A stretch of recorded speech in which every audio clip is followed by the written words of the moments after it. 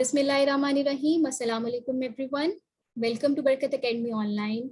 Today's topic is from analytical chemistry and pharmaceutical analysis, that is electroanalytical methods.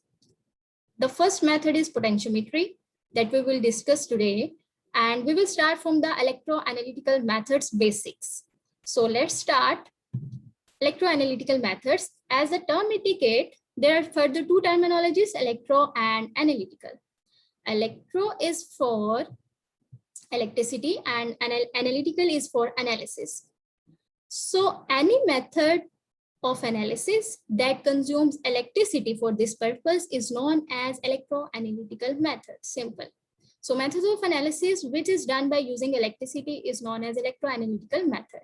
Analysis के बारे में हम जानते हैं कि हमें कोई भी एनालाइट दिया होता है, कोई कंपाउंड, कुछ भी कोई सॉल्यूशन दिया होता है और उसके हमने क्वांटिटेटिवली और क्वालिटेटिवली एनालाइज करना होता है कि इसमें क्या प्रेजेंट है और कितना प्रेजेंट है. The main thing over here is electricity. What is the source of this electricity? Okay, so the question arises, what from where it is generated, what is its source? So we all know that basically electricity is always present, provided by a battery, and battery is nothing but the combination of cells. So the basic thing is cell, right? So usually battery is used as a source of electricity and battery is the combination of cells. So cell is the basic thing. So अब हम cell के बारे में पढ़ेंगे कि cell क्या होता है. So cell, it is an apparatus or a device that can generate electricity or electrical energy. From what? From chemicals by spontaneous chemical reactions. ये जो chemicals हैं ये spontaneous खुद ब खुद chemical reactions करते हैं जो कि redox reactions होते हैं. एक chemical जो है हमारे पास oxidation करेगा, दूसरा reduction करेगा और उसके नतीजे में हमारे पास इलेक्ट्रिकल एनर्जी जो है वो बनती है. बेसिकली एनर्जी प्रोड्यूस होती है जिसको हम इलेक्ट्रिसिटी में कन्वर्ट करते हैं, राइट? एंड वाइस वर्सा, मतलब कुछ सेल्स ऐसे होंगे जिसमें इलेक्ट्रिसिटी जनरेट होगी from chemicals and vice versa, और कुछ सेल्स ऐसे भी होते हैं जिसमें हम इलेक्ट्रिसिटी को कंज्यूम करते हुए, जो पहले से हमारे पास इलेक्ट्रिसिटी बन जाती है, इलेक्ट्रिकल एनर्जी को कंज्यूम करते हुए हम केमिकल्स को दोबारा से जो है वो रिप्रोड्यूस करते हैं. And this one is non spontaneous, right? So जैसे कि डेफिनेशन में ही हमने देख लिया कि इसकी दो टाइप्स है सेल की. The cell that converts chemical energy into electrical energy by spontaneous redox reaction of chemical is called galvanic or voltaic cell, and the second one, the cell that utilize electrical energy to produce chemicals by non-spontaneous redox reaction is known as electrolytic cell, right? So obviously the most important one be galvanic cell, as the electricity is being generated over here, right? But the both can be used as a battery. Most important thing over here. Now spontaneous और non spontaneous क्या होते हैं? Spontaneous reaction यहाँ पे हमें क्या show कर रहे हैं कि वो जो केमिकल्स दोनों थे that were unstable, non stable and at a higher energy.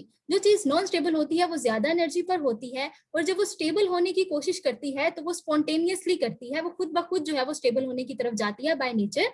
और जब वो लोएस्ट एनर्जी स्टेट पर जाती है तो वो ज्यादा स्टेबल हो जाती है. So now it is moving from higher energy to lower energy.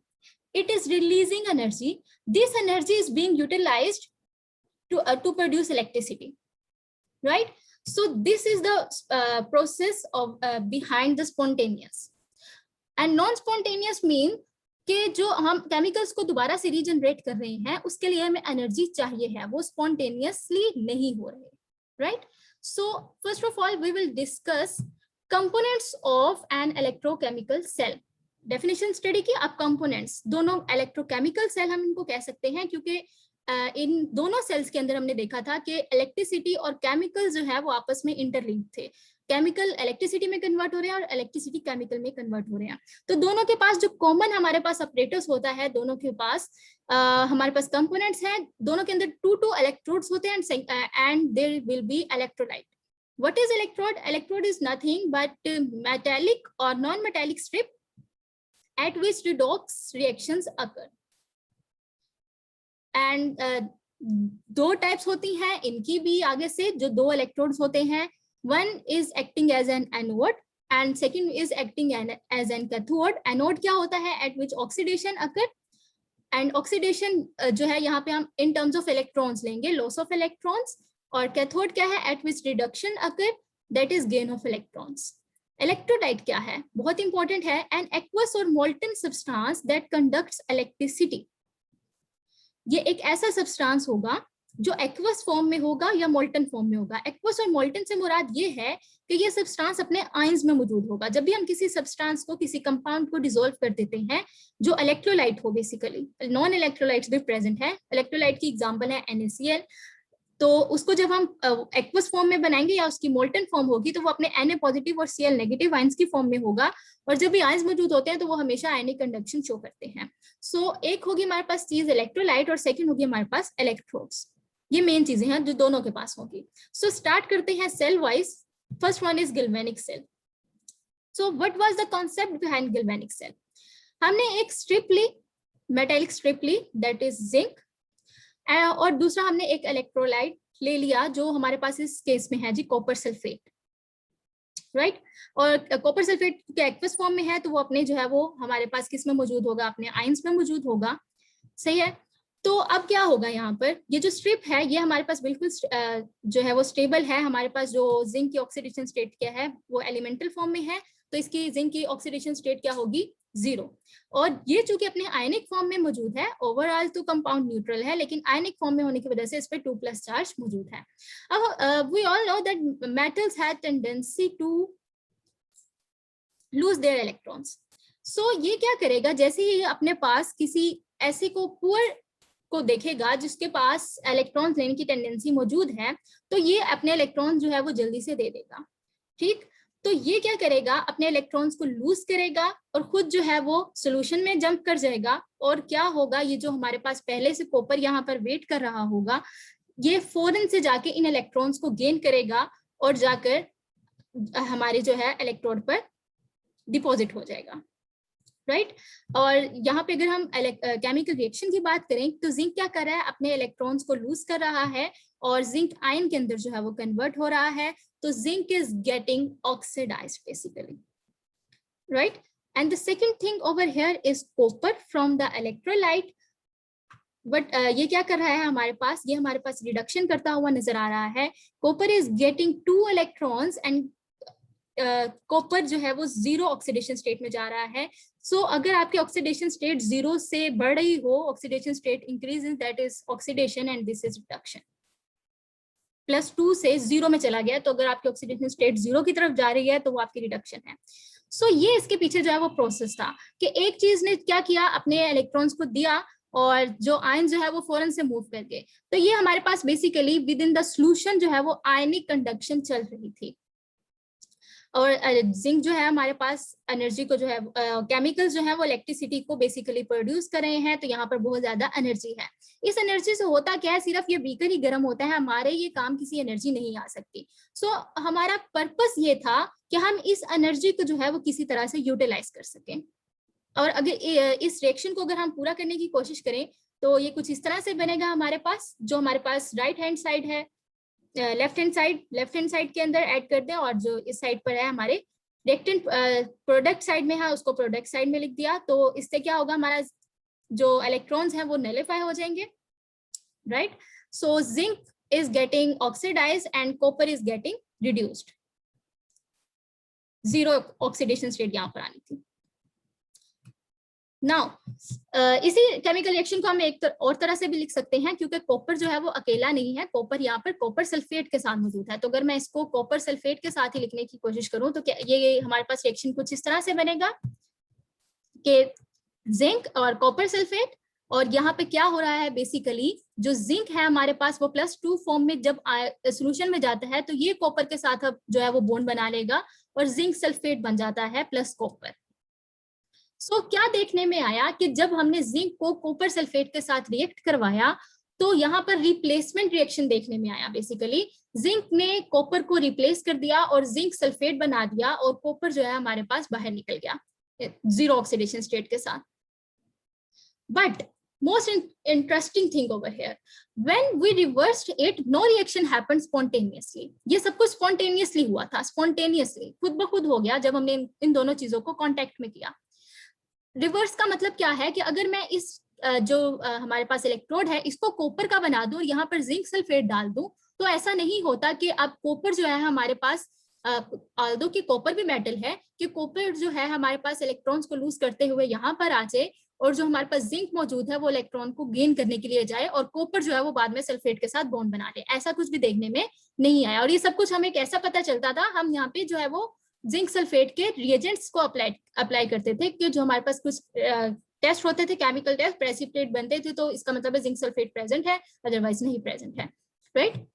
सो ये हमारे पास देखने में आया. तो इससे क्या पता चला कि कुछ ऐसे मेटल्स हमारे पास मौजूद हैं जो दूसरे को जो है वो रिप्लेस कर सकते हैं और कुछ ऐसे हैं जो दूसरे को रिप्लेस नहीं कर सकते. सो अब हमारे नेक्स्ट हमारा पर्पस यही था कि अब हम क्या करें कि इस एनर्जी को जो है वो यूटिलाइज करें. बेसिकली ये इसके अंदर ही जो है वो इलेक्ट्रोड टू सॉल्यूशन और सॉल्यूशन से इलेक्ट्रोड तक ना चले, बल्कि हम कुछ ऐसा करें कि इस एनर्जी को हम यूटिलाइज कर सकें किसी तरह से. ठीक है. यूटिलाइज करने का मकसद ये मतलब ये है कि हम इससे कोई लाइट को रोशन कर लें या कोई भी अपना काम जो है वो इससे निकलवा सकें. सो इस पर्पस के लिए हमने क्या किया, electrodes are in two different containers. हमने 2 कंटेनर्स लिए और 2 जो है वो इलेक्ट्रोड्स लिए. Each is called a half cell, और जो दोनों कंटेनर्स हैं उनको हम हाफ सेल कहते हैं. सो नेक्स्ट चलते हैं. हमारे पास ये आप देख सकते हैं 2 हमारे पास हाफ सेल मौजूद हैं. हमने क्या किया, एक ले लिया जिंक का इलेक्ट्रोड और दूसरा हमने वही कॉपर का इलेक्ट्रोड लिया और जिंक को जिंक सल्फेट में ही डिप किया जो इलेक्ट्रोलाइट लिया, और कॉपर को कॉपर सल्फेट में ही डिप किया. अब जिंक को जो है वो कॉपर सल्फेट में क्यों नहीं डिप किया, मतलब यहाँ पे इलेक्ट्रोलाइट जिंक सल्फेट ही क्यों है, कोई और क्यों नहीं है?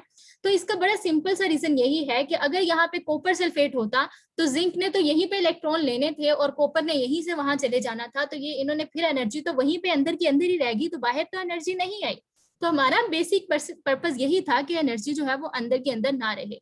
तो हमने क्या किया कि दोनों का जो है वो ऑक्सीडेशन करने का स्टेमिना सेम था, तो दैट्स वाई हमने जिंक को जिंक सल्फेट के ही सोल्यूशन में डिप किया और इधर भी हमने सेम वही स्ट्रेटेजी जो है वो यूज की है. कॉपर के अलावा भी मैं यहाँ पर कोई और भी यूज कर सकती थी, हो सकता था उसका ऑक्सीडेशन पोटेंशियल इससे भी ज्यादा होता, तो वो जो है वो जिंक को नीचे ही ना आने दे. राइट.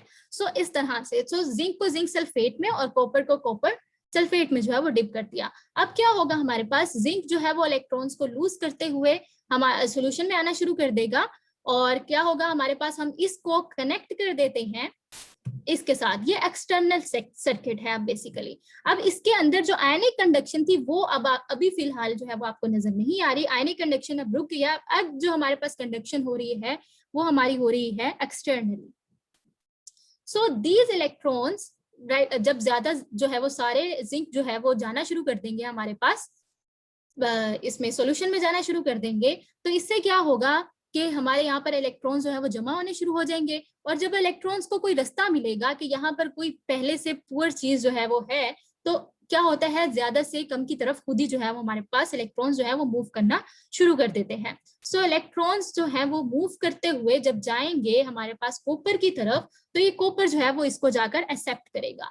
लेकिन इस दौरान होता क्या है कि हम इस पाथवे के दरमियान में कोई भी रेजिस्टेंस जो है वो यहाँ पर अप्लाई कर सकते हैं. ये रेजिस्टेंस कुछ भी हो सकती है, कोई बल्ब हो सकता है, कोई फैन हो सकता है, एनीथिंग. राइट. सो यहाँ पे जो रेजिस्टेंस है, इस इलेक्ट्रॉन्स की कंडक्शन की वजह से, इलेक्ट्रॉनिक कंडक्शन की वजह से, एक्सटर्नल पाथवे की कंडक्शन जो है वो इलेक्ट्रॉनिक होती है, तो इन इलेक्ट्रॉन्स की वजह से जो हाई एनर्जी से लोअर एनर्जी की तरफ मूव कर रहे होंगे, इनकी एनर्जी को जो है वो यूटिलाइज करते हुए हम अपने बल्ब को ग्लो करवा लेंगे. सो ये था हमारा इस गैल्वेनिक सेल के पीछे जो सारा कॉन्सेप्ट था.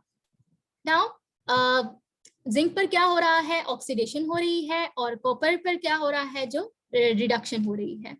सो ऑक्सीडेशन हो रही है और इलेक्ट्रोड जो होगा वो becomes thinner and thinner with the passage of time, क्योंकि जिंक जो है वो हमारे पास जंप करता जा रहा है और इलेक्ट्रॉन्स मूव करते जा रहे हैं, तो ये हमारा जो है वो इलेक्ट्रोड पतला होता जाएगा और इलेक्ट्रोलाइट की जो अमाउंट है वो इंक्रीज करती जाएगी. और यहाँ पर क्या होता है, रिडक्शन होती जाएगी और इस हमारा जो इलेक्ट्रोड है वो थिकर होता जाएगा और जो हमारा इलेक्ट्रोलाइट है वो डिक्रीज होता जाएगा with the passage of time, क्योंकि ये जा जाके वहां पर डिपॉजिट हो जाएंगे कॉपर।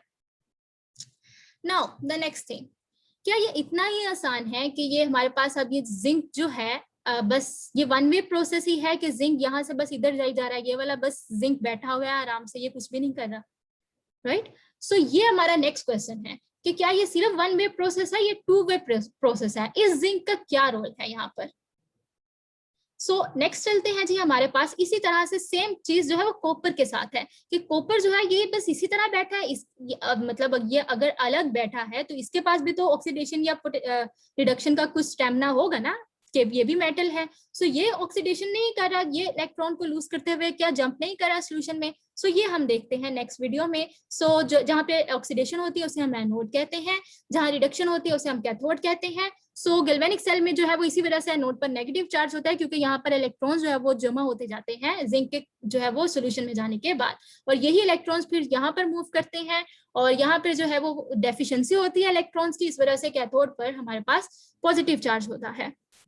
सो नेक्स्ट, तो ये हमारे पास है बेसिकली कि जिंक जो है हमारे पास इलेक्ट्रॉन्स को लूज करते हुए जरूर हमारे सॉल्यूशन में जा रहा है, लेकिन जो जवाब में क्या है हमारे पास, जो जिंक आयंस हैं वो भी दोबारा जा रहे हैं उन इलेक्ट्रॉन्स को एक्सेप्ट करने के लिए। इसी तरह से कॉपर भी टेंडेंसी रखता है अपने इलेक्ट्रॉन्स को लूज करने की। इसी तरह से जो ये वाले जो कॉपर हैं फिर यही उन इलेक्ट्रॉन्स को जा जाके जो है वो एक्सेप्ट करेंगे और यहाँ पर जाके डिपॉजिट होंगे। तो ये दोनों होते हैं जब तक इनको हमने कनेक्ट नहीं किया, ठीक है? तो ये दोनों हो रहे हैं at the same time. It is a two way process, क्योंकि दो चीजें आपस में कॉन्टेक्ट में हैं, ठीक है?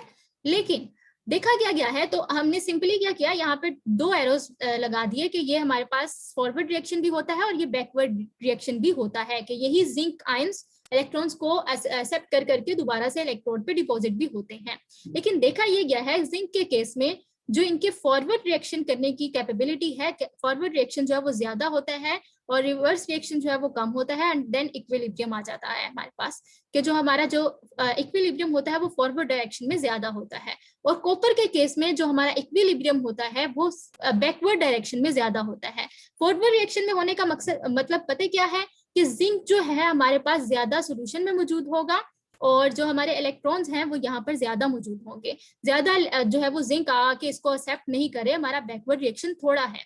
यहाँ पे भी इसका यही मतलब है कि जो हमारे पास कॉपर है वो बहुत ज्यादा कैटाइंस नहीं बना रहे, इसी तरह से जो हम, लेकिन हमारा जो बैकवर्ड रिएक्शन है उसकी टेंडेंसी ज्यादा है। सो ये हमारे पास एक टू वे प्रोसेस था, इनके दरमियान में एक इक्विलिब्रियम जो है वो डेवलप होता है, राइट? सो इसी तरह से अब जो है हमारे पास ये हमारे पास इसी तरह से पूरा पाथवे हो जाता है। सो equilibrium will be established in the forward direction, negatively charged anode, ये हमने पीछे भी बात कर ली, और equilibrium will be established in the backward direction and जो हमारे पास कैथोड है that will be positively charged. Next, जो हमारे पास इलेक्ट्रोलाइटिक सेल है और गैल्वेनिक सेल है, इनका आपस में क्या रिलेशनशिप है? सही है, ये सारा हम पीछे भी पढ़ के आए हैं, ठीक है? एक जिंक था और एक कॉपर था और उसके दरमियान में हमने क्या किया था, उसको कनेक्ट कर दिया था और दरमियान में हम कोई भी रेजिस्टेंस लगा के उसकी एनर्जी को यूटिलाइज कर रहे थे।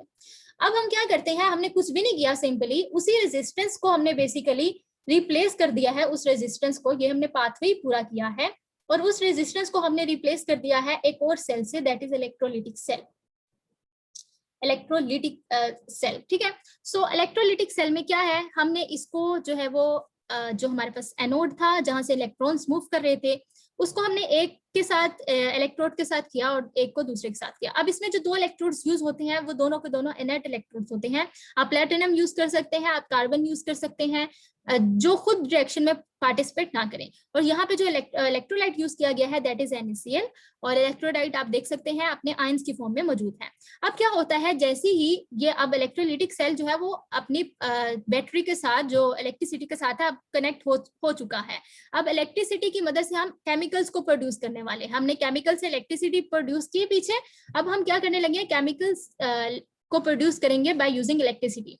अब क्या होता है, जब एनोड से इलेक्ट्रॉन्स जो है वो मूव करते हैं तो अब इन्होंने डायरेक्ट कैथोड तक नहीं जाना होता जैसे हम पीछे कर रहे थे, दरमियान में कोई रेजिस्टेंस तो होती है।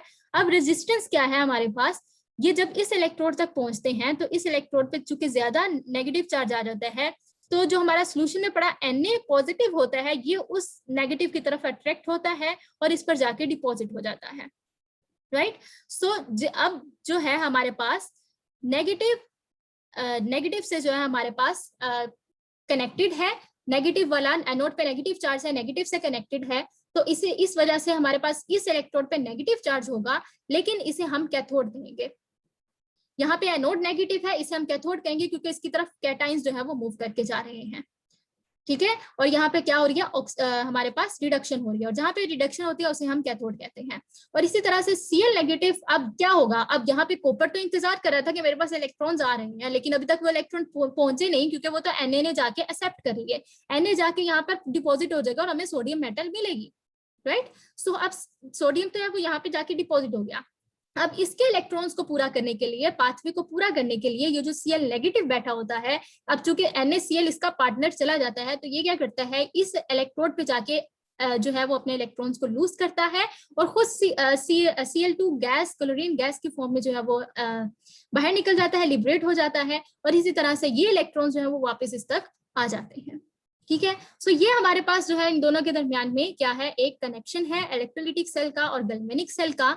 अब चूंकि हम ये सारा कुछ तो नहीं बनाते, एनोड भी और कैथोड भी पूरा गैल्वेनिक सेल नहीं साथ बनाते, तो इसको हम रिप्रेजेंट किस तरह करते हैं, इसको हम रिप्रेजेंट कुछ इस तरह से करते हैं। ये एक इलेक्ट्रोलिटिक सेल है, ये दो इलेक्ट्रोड्स हैं, तो इनको हमने बेसिकली एक बैटरी से ही कंबाइन किया होता है, और इसको फिर हम नेगेटिव और पॉजिटिव से जो है वो शो करते हैं। नेगेटिव जो है हमारे पास एनोड के लिए है और पॉजिटिव जो है वो कैथोड के लिए है, क्योंकि नेगेटिव ये with the passage of time anode जो है हमारे पास जो है वो कम होता जा रहा था, क्योंकि जिंक जो है वो सोल्यूशन में जाई जा रहा है, तो इस वजह से ये छोटी लाइन है। और कैथोड जो है हमारे पास with the passage of time इसका साइज जो है वो इंक्रीज कर रहा है, तो इसलिए यहाँ पर इसका पॉजिटिव साइन जो है हम इसके साथ लगाते हैं और बड़ा जो है इसको दिखाते हैं। सो अब नेक्स्ट जो हमारे पास क्वेश्चन है, ठीक है, नेक्स्ट क्वेश्चन क्या है कि ये अभी हमारा पाथवे तो पूरा हुआ ही नहीं, यहाँ से वापस तो नहीं कुछ जा रहा, ये तो क्लोज पाथवे तो ऐसा होता है ना, ठीक है। तो वो क्या चीज है जो इस पाथवे को पूरा कर रही है। हमने यहाँ पर बात की कि जिंक जो है हमारे पास, जिंक पॉजिटिव फॉर्म में या अपने कैटाइंस की फॉर्म में नीचे जा रहा है। ओवरऑल जो हमारे पास इलेक्ट्रोलाइट है वो पहले जो अभी सेल के शुरू होने से पहले, रिएक्शंस के शुरू होने से पहले इलेक्ट्रोलाइट न्यूट्रल था, वो आयंस की फॉर्म में मौजूद है, लेकिन जितने पॉजिटिव आयन है उतने ही नेगेटिव आयन थे। लेकिन जैसे यहाँ से एक एक्स्ट्रा पॉजिटिव चार्ज आता है, तो आपको नहीं लगता कि अब यहाँ पे इलेक्ट्रोलाइट में पॉजिटिव चार्ज की डोमिनेंस स्टार्ट हो गई है, ठीक है। तो अब जब नेक्स्ट जो है वो पॉजिटिव चार्ज नीचे आएगा अपने इलेक्ट्रॉन्स को लूज करने के बाद, क्या ये जो पॉजिटिव चार्ज की नीचे डोमिनेंसी है इलेक्ट्रोलाइट के अंदर, क्या वो उसको रिपेल नहीं करेगी। तो अगर मजीद जिंक जो है इलेक्ट्रॉन को लूज करके नहीं आएंगे तो यहाँ पे मजीद इलेक्ट्रॉन्स नहीं बचेंगे जो कि पाथवे का हिस्सा बन सके। इसी तरह से जो हमारे पास इलेक्ट्रोड है वो मजीद जिंक को जाने नहीं देंगे, यहाँ पे इलेक्ट्रॉन्स की बहुतात हो जाएगी, बहुत ज्यादा हो जाएंगे, ठीक है। सो क्या होता है कि अब ये जिंक को आने नहीं दे रहा, नीचे वाला जिंक भी नहीं आने दे रहा, और पीछे जो हमारे पास इलेक्ट्रॉन मौजूद है वो भी जिंक को अपने साथ ग्रेस्प रखना चाहते हैं। तो अगर यहीं से रिएक्शन स्टार्ट नहीं होगा तो हमारे पास ये सारी इलेक्ट्रिसिटी कैसे जनरेट होगी, वो क्या चीज है जो इस सारे प्रोसेस को जो है वो मुमकिन बनाती है। सो इसको नेक्स्ट वीडियो में पढ़ेंगे। अभी के लिए इतना ही। Thank you so much for watching. Keep watching and keep supporting. Like, share and subscribe. Stay blessed and अल्लाह हाफिज।